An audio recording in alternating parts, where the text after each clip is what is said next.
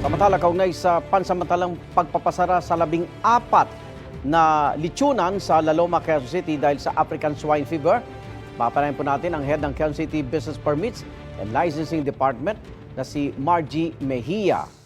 Ma'am Margie, magandang umaga po. Magandang umaga po.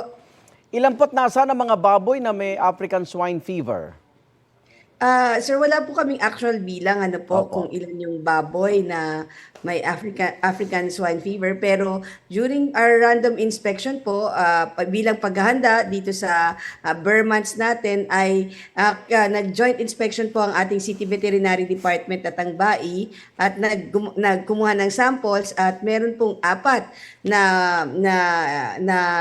lokasyon kung saan nag-test po ng positive, kaya po atin pong agad-agad po tayong kumilos para ma-isolate po itong ASF na ito.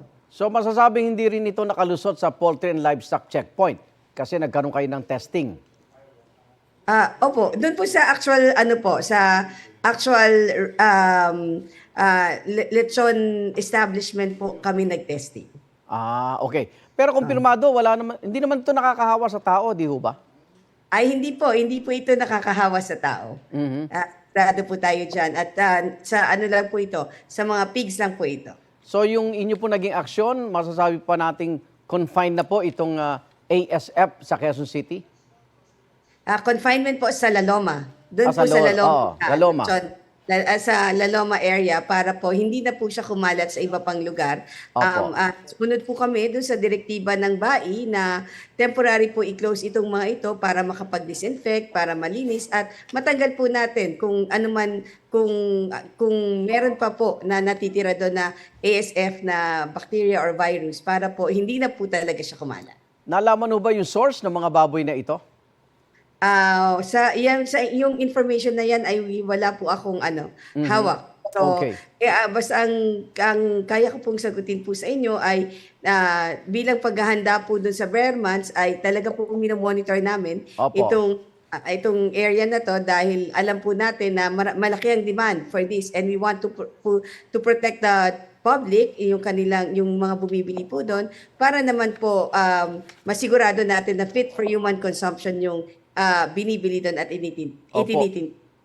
Dahil Burr months at negosyo ito, may timeline ho ba tayo na pansamantalang ito at ilang linggo po ang kailangan para magbukas uli sila? Ang tinitiyak lang po namin na yung ating pong mga negosyo ay makapag-disinfect at masigurado po na wala na po yung mga batch ng baboy na kasabay nung mga tinest, and at the same time titiyakin din po namin na fully compliant sila sa mga regulatory permits and clearances bago po natin sila buksan. Pero syempre gusto rin natin na magtuloy-tuloy yung negosyo nila, kaya gagawin po natin yan sa mas madaling panahon. May hakbang ho bang LGU para tulungan habang nakasarado itong mga lechonan na ito? Sa ngayon po, ginaguide po namin sila sa pagdidisinfect ng kanilang mga premises para po mapabilis po natin yung kanilang muling pagbubukas. Bukod sa La Loma, wala na tayo ibang binabantayang lugar na posibleng may ASF, Ma'am Margie?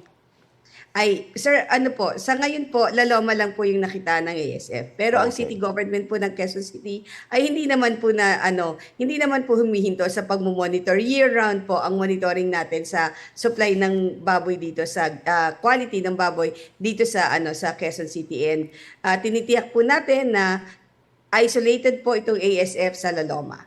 At hindi po apektado yung iba pong lugar sa Quezon City. Maraming salamat, Margie Mejia, head ng Quezon City Business Permits and Licensing Department. Ingat po kayo. Maraming salamat din po.